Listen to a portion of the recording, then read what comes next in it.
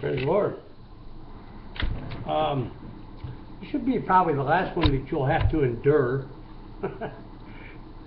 The views seem to have dropped down. That's okay. Sometimes it takes 2 or 3 days before you guys finally get them. So I've tried to wait a day between each, so you have an opportunity to, if you chose to listen to them, you could. So I ended the last one at about 14 and coming out of reform school. It wasn't really the end of things, actually it was just the beginning.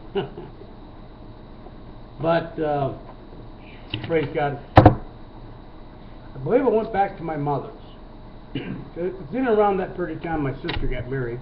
I think she was 18 or so. And I was 14, so it's about 3 or 4 years difference. And that didn't work out too good. She was in a relationship. I don't think she was married at the time, my mother. But I had a couch to sleep on, and I was with her for a while. But after that, somewhere along the line, at 14, you start to, well, at least 14 back in 1965, it would have been, was different than 14 now, I think. At least the kids were, I don't know, I went to work, McDonald's, okay? I think I got a work permit of some sort. I was still trying to go to school up till that point in time. She was living downtown area of Toledo, and my mother was. And I had already been kicked out of a couple schools, divorced, or Developers High School. And so I was what they were considered really kind of unruly. And you can imagine, a lot of pin-up anger and frustration, and there were other issues that had taken place that really turned me against man and against authority when I was younger. The one incident I will explain to you so you'll get a pretty good idea of my impression of man. I was about, it was when I told you about when I was about 7 or 8 years old. She had been married to a man, his name was Bill Dimitri. And this was not a nice man.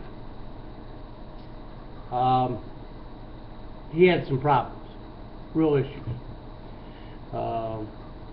Just briefly, the day that they were to get married, I think just before they went to talk to this Lutheran pastor about getting married, my mom had to wear sunglasses, and it was in the evening. She had to wear sunglasses because he had blackened her eye. And just before they got married, well, he blackened the other eye. And I was too little to really defend my mom. 10, maybe 11 max. One day they're in the bar, broad daylight. There's 2 or 3 men around, 2 or 3 women, and a bartender. Kind of quiet though. Afternoon. And next thing you know, of course they're drinking, and a fight erupts. He slaps her, knocks her down. I'm immediately starting to scream for somebody to come and help my mom. He drags her to the door, just right in front of God and everybody. Okay, broad daylight. And I'm screaming and yelling, please, somebody help my mom. This guy's a nut. Of course, I'm not saying he's a nut, but I'm screaming and yelling for help. Nobody made a move. He literally dragged her to the doorway, and then when he had her on the ground, kicked her in the stomach, and I'm still screaming and yelling for somebody to please help. Nobody moved.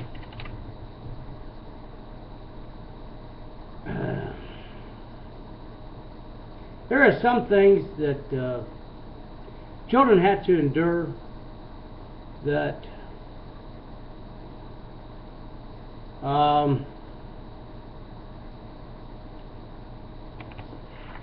they're just not good. They're horrible, terrible, awful things. But that was pretty much that marriage in a nutshell, I guess you could say it. But when I got old enough, he was still in a picture somewhere. Somewhere along the line, she had broke up with him and got back with him. When I came home from reform school, next thing you know, we're back over in East Toledo with him again in a new house. You know how they do that. Oh, honey, I'll get you a new house. Life will be different. It'll be better now. It won't be like before. Blah, blah, blah, blah, blah, blah. Yeah, right. Well, nonetheless, from that point on, there was a upset at the house, and he and I finally had it out. I was big enough at 14 at that time. I had come out of reform school, learned how to wrestle. When I was in reform school, they had a school we went to. You could go for vocational training. They gave you vocational training. I learned all the body repair work, and went to continue in my education. They made you go to school too. And during that process, well, they had a wrestling team, and I learned how to wrestle. So when Bill and I finally had our little to-do, which just goes to show what kind of a man he actually was, because he was no man at all. Because I whipped him at 14. And stomped on his neck and walked out the door. And I was done with that drunkenness, done with that insanity, done with anything that had anything to do with anybody, period. Except for those people who I started to come to know a little bit in each one of the neighborhoods: South Toledo, East Toledo, North Toledo, very few in West Toledo, which unfortunately was the better side of town. Of course, you know, this darkness in this life. I was a good little heathen. There's no question about it. I was a good little heathen. Okay. Pagan, man. No question about it. And so I left home. I was about 14 or so, and at that time, and I had some friends from East Toledo, and I went out there and lived with them for a while. I don't know where else I ended up being. Maybe during that period of time. It's kind of vague. I did go to work again in a factory when I was 16. Worked there for a while, and was staying with a friend, my Greg Shoemaker, out in Northwood, Ohio. Well, you know, my story is about the lust of the flesh, and I'm going to tell you ahead of time that things did not get better in that area. It continued to get worse. I was being approached by gay people, men. I would resist that. It disgusted me. And but I did, at about 14, with my very best friend, Greg Shoemaker, who, you know, how these things end up being like that, and men and women, young men and women, children get involved in these things experimentally. You're learning, I guess, what it is to be alive, what it is to live in this life. And without any boundaries or guidance as a child, which is why the Word of God teaches us to raise our children up in the way they ought to go. That's how we're supposed to do it. But there was no religion or church in my life, in my family's life. I mean, I mentioned to you before in other videos that my coming to know God, my first encounter with God, I believe, other than I believe He visits us in our mother's womb, comes to know us, even then. And then I've read in the Word, and maybe some of you have, maybe others haven't, but He hides. It's not like He's not there. He keeps Himself hidden as He watches what's going on. Because I firmly believe, okay, an orphan is not necessarily an orphan just because he has no parents. You can have a mother and a dad and not have parents. And to me, in God's eyes, you're as if you were an orphan. There is nobody there leading you, nobody there guiding you. You are an orphan. And God watches out for the orphans and the widows. And so I believe He was in my life right from the beginning, from my mother's womb. But my first encounter, of which I can tell you that was from my heart, when I was about 7 years old, during one of those periods of time of which I was with my mother and things were going okay. They didn't seem to be bad at that time. I mentioned this before in another video. I was watching a movie called The Robe. Now this would have been in 1958, 59, somewhere along that line. And this movie was so graphic, and I explained this to you before, that for a period of years it was actually banned from TV after it had been shown. Because it was so graphic about the crucifixion. And they didn't think it was right for children to watch that. Nonetheless, I got to see it. And it was graphic. But the issue for me was not so much about the crucifixion as much as I hated to see that, and it brought tears to my eyes. I ran to my mother during the movie when they started to do what they did to beat Him, and to Jesus. And with tears in my eyes, Mom, why did they do that to Him? Because, I said, He never did anything to anybody. All He wanted to do was love everybody, help everybody. So as a little kid, it really touched my heart.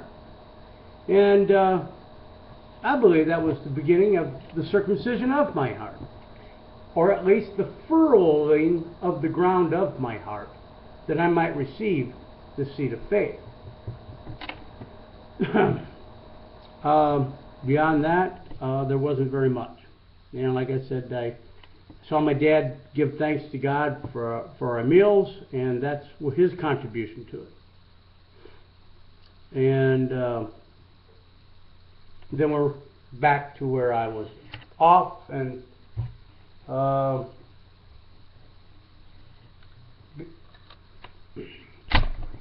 had an intimate encounter with my best friend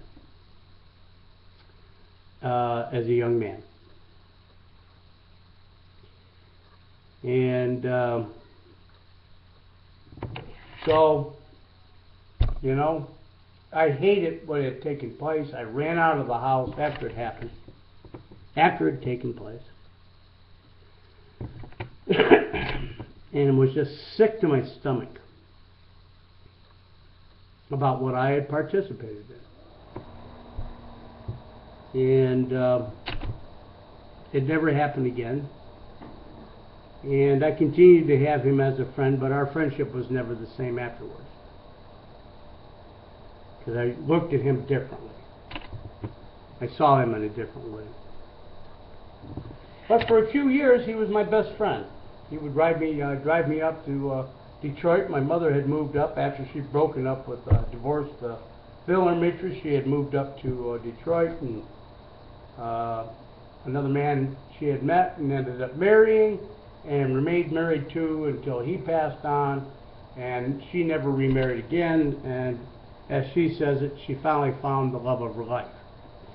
And I can't deny that, because the way their marriage went and her life went from that point on, even though there was still drinking involved, okay, through that period of time in this last marriage, she was relatively happy, and they lived a relatively good life together. He was a 32-year retired from Chevrolet, so he was a hard-working person, and he and my mom seemed to get along pretty good. They were fishing buddies and drinking buddies, but at least at that point in time wasn't as wild as she had been for most of her life. So nonetheless, as the saga goes on, I want to help you to understand my social dislike. Now you understand how I could dislike man because they would do nothing to help me with my mother, to defend her. And then before that, when I'm a child, I've got uniformed officers coming into my home, and I'm seeing them haul my mom away. These are the images that are imprinted upon our conscience as children. So, societally, what do we got going on through the 60s? Martin Luther King gets assassinated. John F. Kennedy gets assassinated. Vietnam. There was so much civil unrest at that time.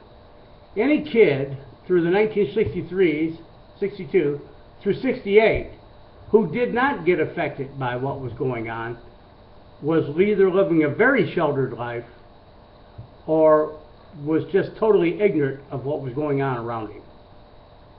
There was no way you could not have been affected by it. And most people were. And I can assure you I was. So, you know, the hippie movement and everything else that began, I got involved in a lot of that, smoking pot and doing chemicals, window pane, and, you know, just the whole 9 yards, you know, experimentally. Then I went to Vietnam, saw some more killing. You know, I mentioned to you before that when I was 12 years old, I remember praying to God. My stepmother and my dad were drinking and having a fight, and my people didn't have arguments. They had physical, knockdown, nuts, kind of awful fights. And during one of those periods of time, I remember as a child, at about 10 to 12 maybe, something like that, I prayed to God and asked Him to help me to understand why people, I wanted to know about my parents, you know. All I'd seen them as hatred and fighting, and couldn't understand why people treated each other like that. I didn't ask for a new bike, I asked for wisdom. And then after I came home from Vietnam, I'd gotten to the age where I believed, well, I had believed and accepted the story of Jesus and God. I just always believed. By the grace of God, but I didn't have a relationship with God. And I needed answers. I was 25, 26 years old, maybe 24, 25, 26, somewhere around that area. And I remember going home, and I'd had a few beers, and it was a light rain, and I ran outside, and there I am at 24, 25, something like that, yelling out at the top of my lungs in the evening, at night, in this, you know, outside of my house, right in the middle of the street, yelling out to God. I needed to know. I needed to understand why people treated each other the way they did. I needed to know. Well, it was shortly after that I was led, and I believe called, and I went out west. And within 6 months of my being there, I've shared this story before. A young man came into my home from one of the services I had went to, after I'd separated from a fornicative relationship I was in without being married. And because the Holy Spirit just wasn't going to enter into my life as long as I was in that relationship, I can assure you that. So anyway, he comes in and I sit down and ask Jesus into my heart and life to be my Lord and Savior. And from that point on, I've shared with you in other videos what took place. Standing in the shower, water coming down, presence of the Holy Spirit, and a vision of a dove lighting upon me, and at that moment sensing that the water was washing right through me and cleansing me. The washing of the water of the Word of God, the washing and regeneration of the soul, the cleansing. And that's what took place. So from that point on, everything was new. Whatever animosity or hatred or whatever was in me up to that point, it went away. I didn't feel the same way towards people and towards life as I had prior to it. It's hard to explain, but behold, all things are new. And that's the best way I can explain it. And I approached everything as if it was new. I was just now beginning to learn what I had asked God to help me to understand why people treated each other like they did. And in order for that to take place, the light of God had to come into my heart and my life. He had to be the Lord of my life and the Lord of my heart, so that He could begin to teach me and lead me and guide me to the power of the Holy Spirit. And I began to study His Word, and and I've shared with you before, amen, Jesus, that's just the beginning of the renewing of our minds, that we're being transformed. It doesn't happen overnight. It'd be a lie if it did. You'd never understand what it was.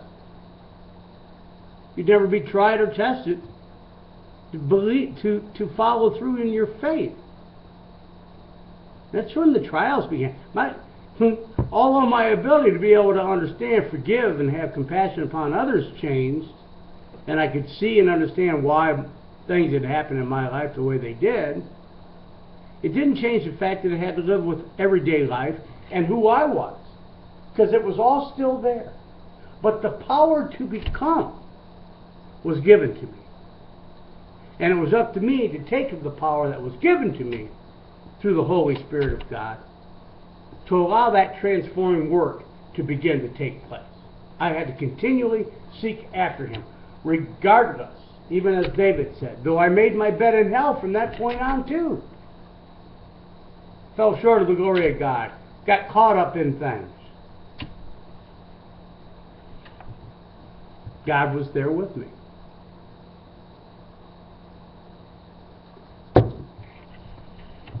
We've done a little more work on the board. Try to give you a little bit of idea which way we're headed on this thing. I took a little bit of a view of it earlier, and I deleted one of the videos. So if you see a deletion in there, it was from my looking at this to see if I could, what I was going to have to do, amen, Jesus, to make it clear enough for you guys to see it. Still working with the technical difficulties of my teaching aids. So it looks not too unclear. I hope you can see. I'll try to do the best I can to make it as clear as possible, but this here, okay, is the combination of the candles, menorah, and this behind that is less white because it's a vision of Jesus, of the Lord. And this is the tree of life, and He's standing on the Mount of Olives with 1 foot in the east, and over here I'm going to write 1 foot in the west. And that's what in the book of Revelations it says. And then we're going to go into the 144,000 natural and the 144,000 election of grace, one being the natural seed, the other one being the spiritual seed. So it's kind of what I'm getting that board set up for.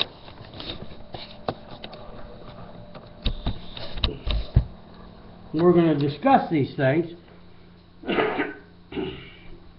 Now I know, and I can tell, amen, Jesus,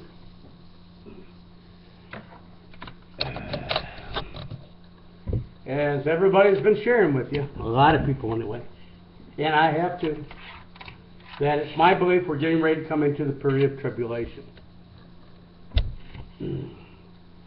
We haven't got to the timeline yet. We've got this behind me, which was about the foundation of the church, and the building, the finished work, the early rain and the latter rain.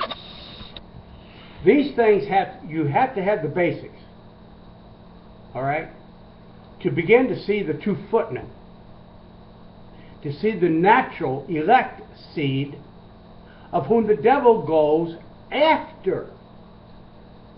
He's unsuccessful, and I want this very clear to you. The devil makes an attempt to come after the church, but he cannot get to her. He cannot touch her. Then he is angry because he's not able to. And the word in the book of Revelation says, then he goes off and makes war with the elect seed. That's natural Israel. I want you to understand that. I'm going to read it right from the book of Revelations for you. And so I can lead you right to where it says. That's exactly the picture of what's about to take place. But before that takes place, as I've shared with you before, the parable of the virgins. My sister Catherine has got a video off today, and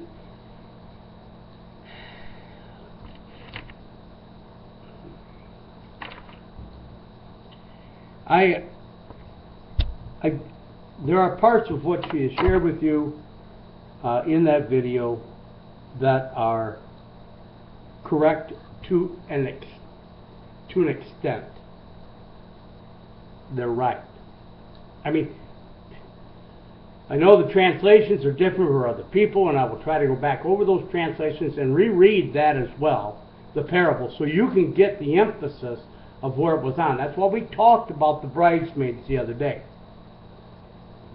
But you've got to read the whole thing the way it is. You've got to see that he sends forth his messengers first to bind the tares hand and foot. You got to know who the tares are. Then he gathers the wheat together and places them in his barn. She's talking about the door being closed. That's the banquet hall. That's the entering in. But they're not placed in there to have to worry about whether or not the devil gets to them, because the devil can't get to the church. What tribulation we're going to go through at this hour is to wake us up to the truth that you folks, for the most part, refuse to accept. Even now.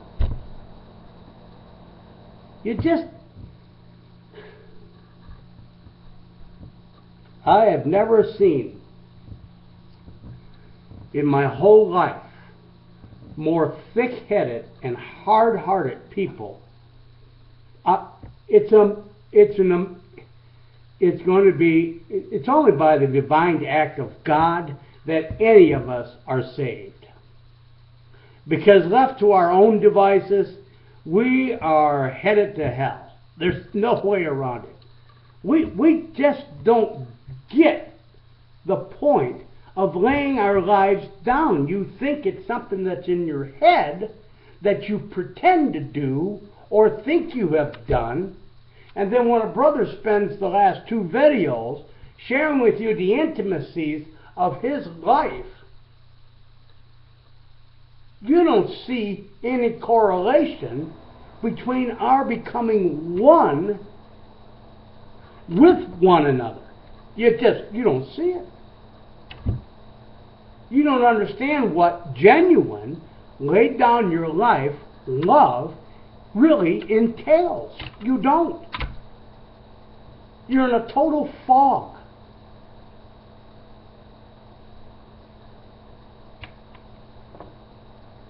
Most of you don't know how to love your own brothers and sisters in the natural. So, how you think you're immediately, for some reason, know how to actually love your brothers and sisters in the Lord is beyond me. But you think you got it all figured out? I'm here to tell you, you don't. You don't until you're willing to be as intimate with me as I have with you. I in you and you in me. It's a reality. And you're going to either enter into that love feast or you will not. And it will require you laying all your wants and desires down. And actually, for the first time in your life, care enough about somebody else to want to know where their emotional hurts and concerns and heart is at. Because until you open up to them, they can't open up to you, and you cannot be made one. It's the reality of faith working through love. Not to pretend, not to think I did, but the actual doing that's going to make the difference.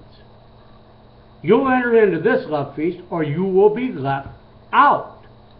And there is no other way of doing it than other than what I've just explained to you. This is what the false church will never do. They'll never do it because the light of God and the love of God is not in them to do it.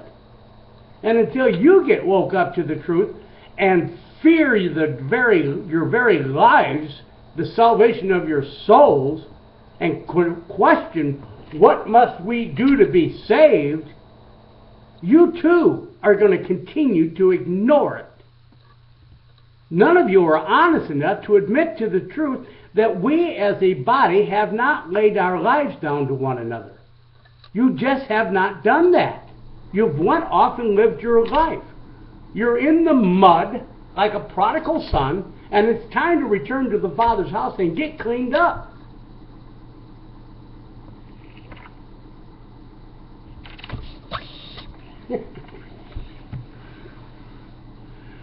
And others around you have been trying to tell you this for years. You just have not listened. You've been too busy with your own affairs, too busy with your own lives, too busy caught up in yourselves.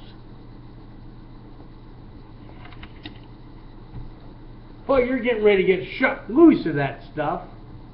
And the only thing that's going to make any difference to you or be of concern to you is whether or not you actually enter in and are found worthy to enter in.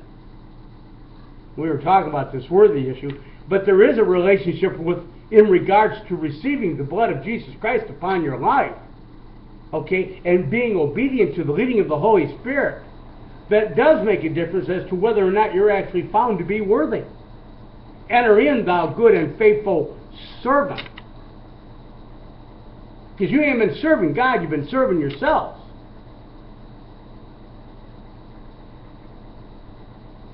Now, when you get ready to repent of that and actually admit to the truth of it,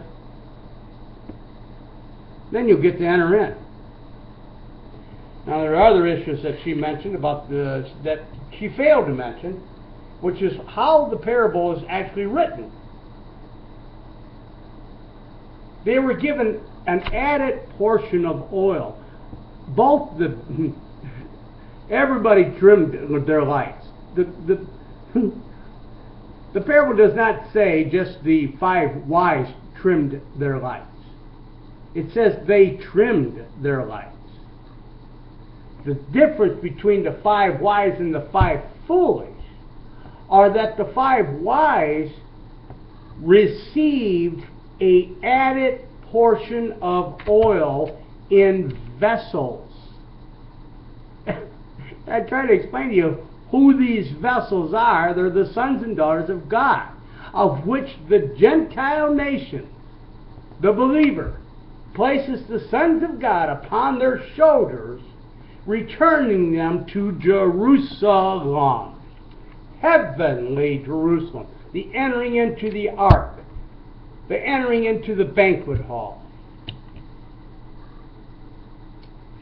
Those added portions of oil in vessels are the sons and daughters of God, of whom the 5 foolish receive.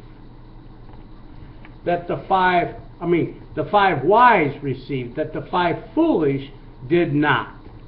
They will not receive nor accept the anointed word of God that comes forth through the sons and daughters of God, who are the footmen from the west. 1 foot in the east and 1 foot in the west. You have to ask yourself, why would they specify in the Word of God, in the book of Revelations, that he had 1 foot in the east and 1 foot in the west? What's the point? And if you don't ask yourself what the point is, then you're missing. You have not studied the Word of God with a fine-tooth comb. Paul told us, he says, to look more closely at what had written, to examine it, spiritually discerning. So, I love you guys. We got a lot to talk about, a lot to share.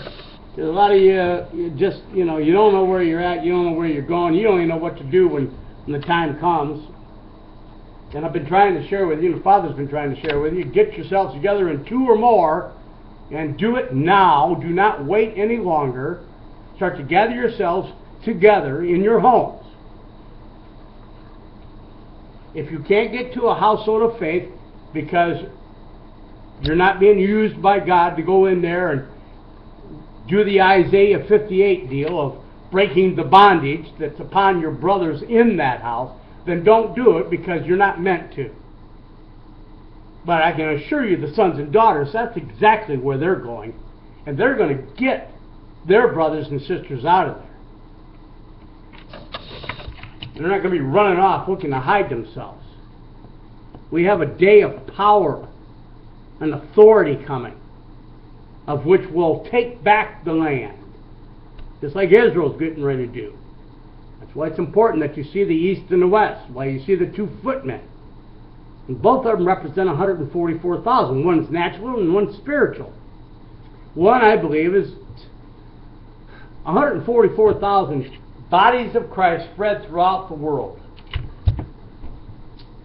as one man. Each one of those bodies represents one man united as one, spiritually. And they're the temple. They're the house of which the wheat are gathered into. They're the barn. Worldwide, the barns, worldwide, are the bodies of Christ, of which the anointed oil of this Word of God comes forth from the sons as the voice of many waters that you're going to be gathered into, out from underneath. What's going on around the world, though there's 10,000 to the right and 1,000 to the left, and they fall, nonetheless, not one hair upon your head shall be harmed. If you receive the spirit of prophecy, the anointed Word of God coming forth in the end times to gather you together. If not, then you'll be with the 5 foolish and you'll be left out. So I love you guys. Lord be with you and bless you in Yeshua's name. Amen. Look up, brothers and sisters, to the mountain of God, wherewith salvation comes forth. I love you guys. Amen.